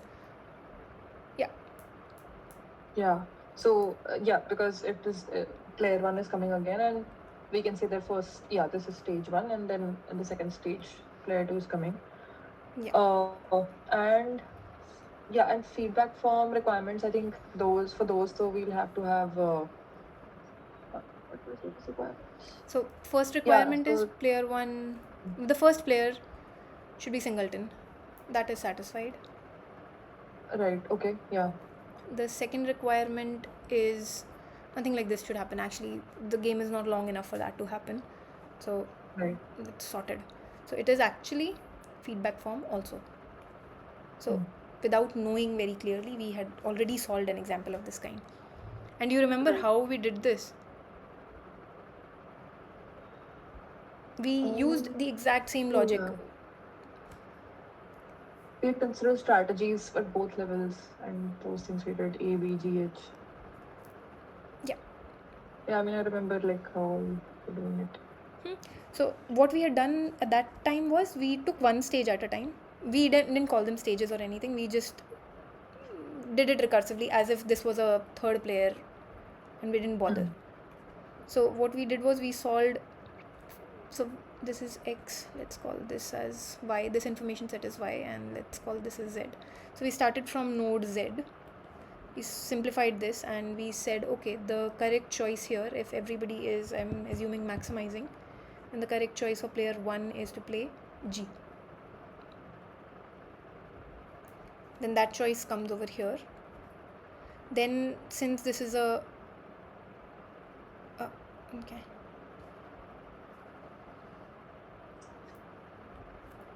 what happened? This is the choice. So this is sort of the result that we got from stage 1.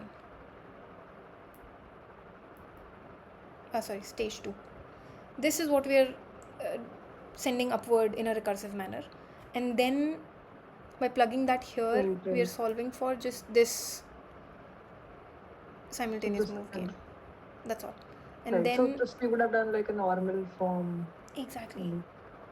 And so then we just solve for at X, and I don't know what we get, but we got something what player 1 would play and what player 2 would play. But we would be talking about this specifically in terms of stage 1. Right. Now we can look at this in a slightly more formal way, because a definition was given for feedback from Nash equilibria. So let's just see if whatever we had already done fits into that definition or not. So there's a little bit of notation here. This notation says if there's just a subscript, then it is referring to the whole profile for the stage mentioned. So it's referring for the profile for stage K. Right. Profile meaning for all the players. So it's looking at strategy for player 1 at stage K till player N till stage K. On the other hand, this gamma I just means strategy of player I in all the stages starting from 1 till K. Right.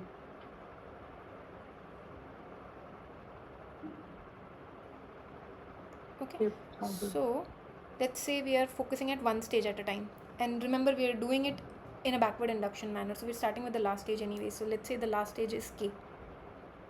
So at the last stage, what you would do is, for the previous stages you'd be doing some recursion. So this is something that you'll be fixing, and you're saying you're trying to find the best for that stage. So this is what you're trying to find the best for, and you're doing it only for one player right now. So in our example, there was only one player in stage 2. So this is what we were focusing on. So we were looking at J of player 1, not bothering what happens to gamma 1 in stage 1 and gamma 2 in stage 2. We were just focusing on gamma 1 in stage 2 directly. Okay.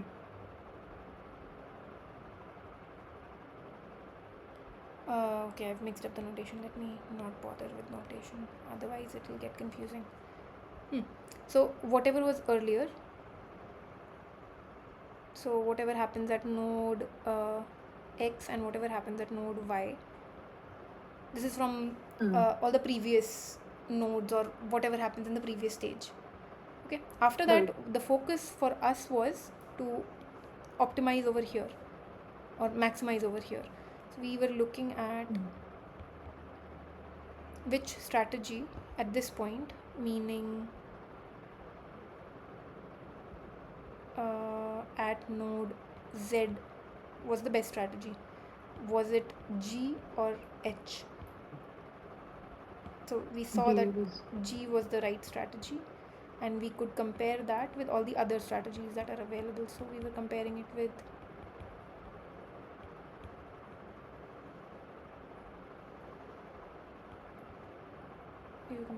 H. So this right. comparison is this part for all of these. If there were other players, we would fix some strategy for them. Meaning, since we are starting from the very back, we just look at that portion, simplify that, go one step up.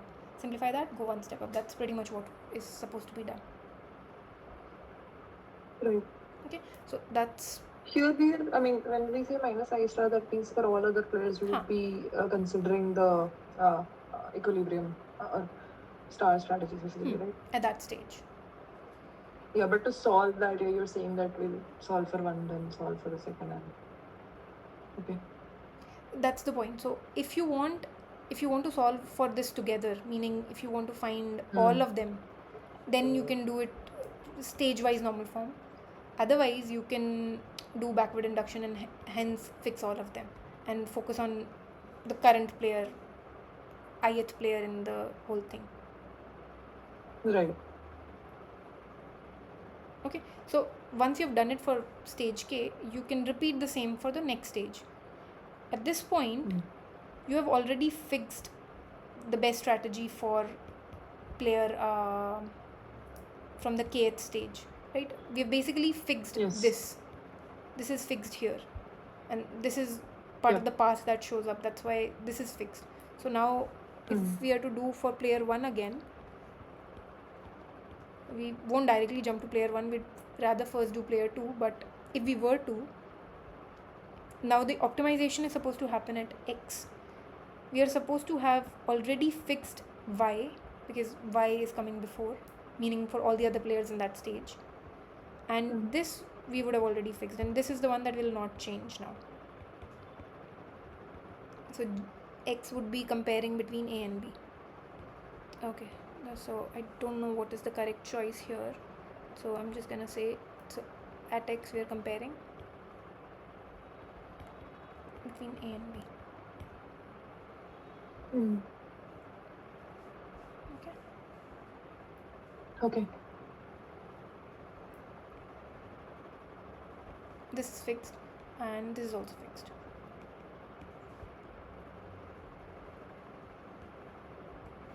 And we're supposed to continue doing this till we reach the first stage for player I, and this is all to be repeated for all players. Yep. So now, if like we did in that example, if the restriction just that 1 second, like you said, for all players, like we'll pick set a stage, and then for that stage, like we start from the lowest stage, and for all players we solve it and then move to the next one, right? So that's the thing, that's the next statement I was coming at. Now it's up Okay, to sorry. you if you are doing it by backward induction. So if that's a added thing that you're saying, that if you're doing by backward induction or you're doing by what they're calling as a delayed commitment, that's the same as backward induction. If that's the kind of thing that you're doing at each stage, then the whole process would be said to be an equilibrium, feedback Nash equilibrium for delayed commitment type, if you're doing that for every single stage. So the example that we had was for every single stage done using backward induction. So that's a proper, whatever was the answer here, you can check the answer or you can solve for it again. But whatever we got, that is feedback Nash equilibrium with delayed commitment. Here, what is the exact meaning of delayed commitment? Meaning we did it by backward induction. It's just a different term, or okay, using backward induction. These two are the same things. Okay. Or if you are interested in thinking slightly more intuitively, then what it means is, in certain scenarios, some players might be making a threat that, you know what, if this is what I'm going to do, this is what I'm going to play. So for example, one might be irrational at this stage at Z node and say, you know what, I am going to play H. You do whatever you want. This is not a good choice. It's not a rational choice. But he still Right. commits or says that this is what I'm going to do. But if player 2 doesn't believe this commit or calls a bluff or doesn't take it seriously and is like, okay, if we reach there, then we think about it.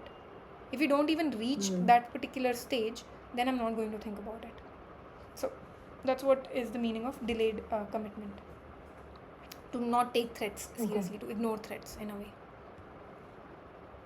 Got it. Okay. So it's just deciding on the basis of its own rationality, specifically. Right? Yeah. So you must have already noticed this definition is a bit broader than what we did in our example, because we already did delayed commitment, or we were solving it by backward induction. But if you want, you can try looking at the normal form for this, the overall normal form for this game. I think we had done that also last time. And then Yeah. compare what part of the definition fits, because then it should fit more appropriately. Then it should make more sense, like there's an order and how are you supposed to do it and so on. Okay. Okay. So with this, I think we've covered most of what I planned to take. Okay. Then, last thing. So a few more examples. These are from the lectures themselves. Right. So, for example, a game of this kind. Player 1 is playing, player 2 is playing. So this is stage 1 and then this is stage 2. But the problem is there is an information set from stage 1 with things from stage 2. So this is actually not even a multi-act game by whatever definition we have above. So we can't talk about it being feedback form and anything else. Makes sense. Yeah. Right? There could be other versions. For example, this one. Here, again, this is stage 1, this is stage 2. So this is a multi-act game. Then the starting players are all singletons in stage 2. Stage 1 definitely. In stage 2 also they're singletons. That means feedback form, the first property for feedback form is satisfied. I've forgotten. What was the second property? Okay. Yeah. Yeah, Scenario like this. the one that is not satisfied in the second. Yeah. So here, at no stage during, at no point in this stage 2, there are any situations where some player is confused what was the conclusion of the previous stage. Like they know the conclusion, they can see the conclusion. Okay, so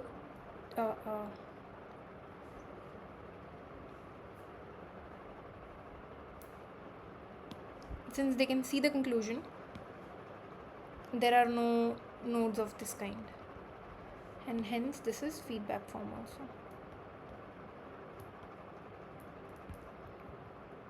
The point is, if it's multi-act feedback form, then it's a bit manageable and you can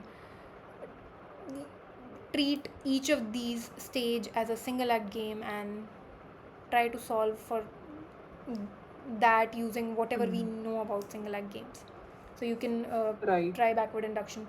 You can first see if it is nested or ladder nested, or if it is decomposable or not, and if it is, then can you solve for it, can you find those equilibriums. If you can find for one stage, you go above and you can find for the next stage and so on. On the other hand, if it is something like this, where stage 1 is okay, but in stage 2, so this is definitely multi-act, that is there. But here, this player 2 has forgotten what was the conclusion from game 1. So maybe in the language of Monopoly, don't take that as a very serious example, just for certain points.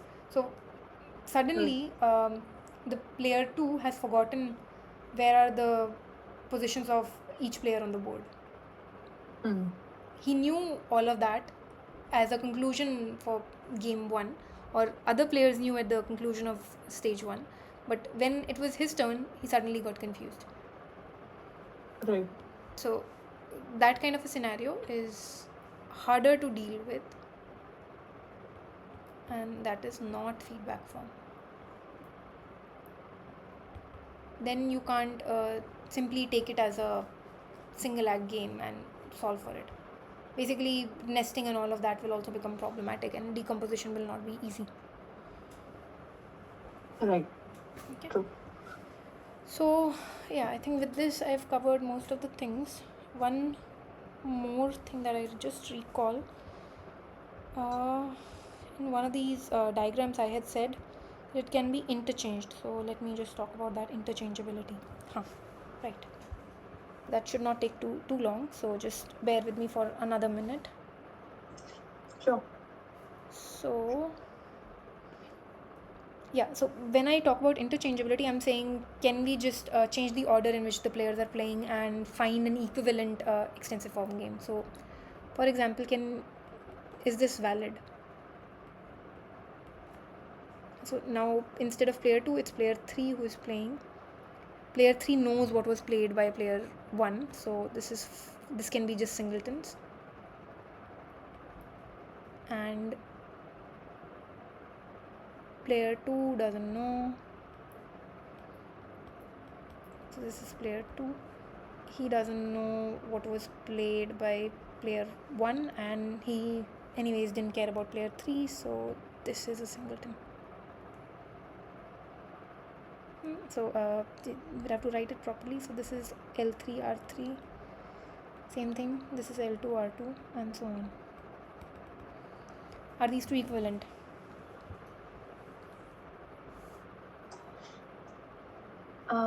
Yeah, I think so.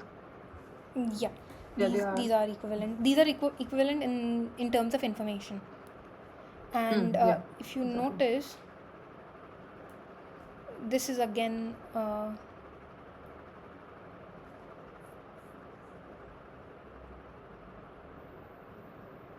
oh yeah, is this nested or not nested? Yeah, that's the point that I wanted to just make at the end. So these are equivalent.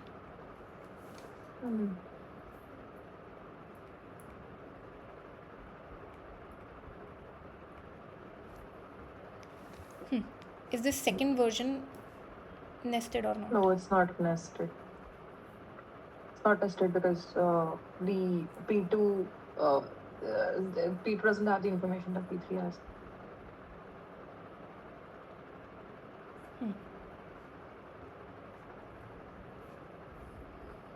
Okay. Yeah, you heard. So I'm audible, right?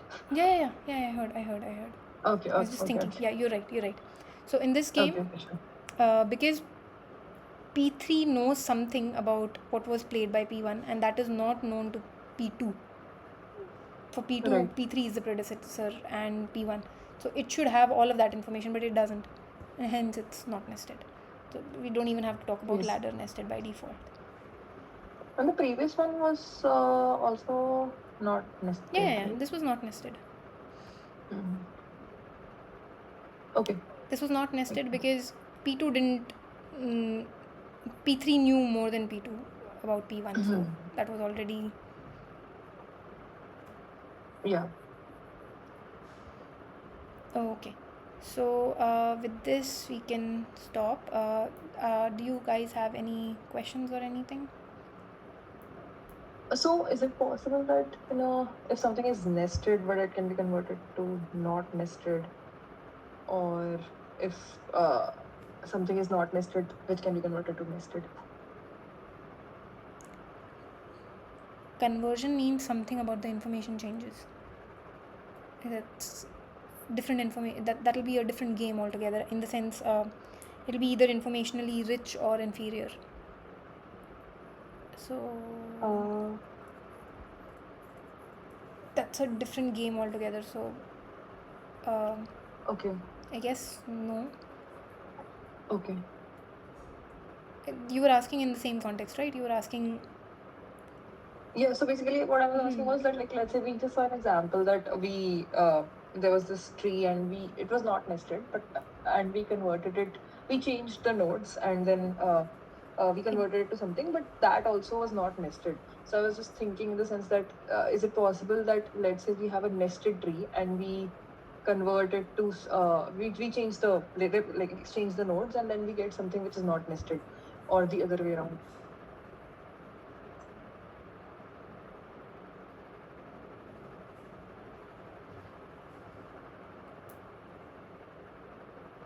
So if if there is a possibility of interchanging in such a way that's so here, P2 is the problematic one, right? P2 barely knows anything. In fact, even P1 also is like that only. Interchanging Yeah. these two will not do anything for you. If in a game it was possible to interchange P2 with something above, so let's say there is a P0 also and there's a P1. P1 knows something, P0 knows hardly anything, and if you can interchange these two and keep the rest of the structure of the game, it may be possible, but I think it shouldn't be. I need to check. Okay. Yeah, I mean, I'd also have to check. Yeah, because this is, add random. it'll very soon start getting extremely exotic kind of information sets, and then I'm not sure if just by interchanging something nested becomes not nested or opposite. Yeah. Okay, I'll think about it and I can answer this next time. Okay, sure. Okay, so let's end here. Alright, thank you, bye bye. Thank you. Thanks a lot. Thank you. Thank you.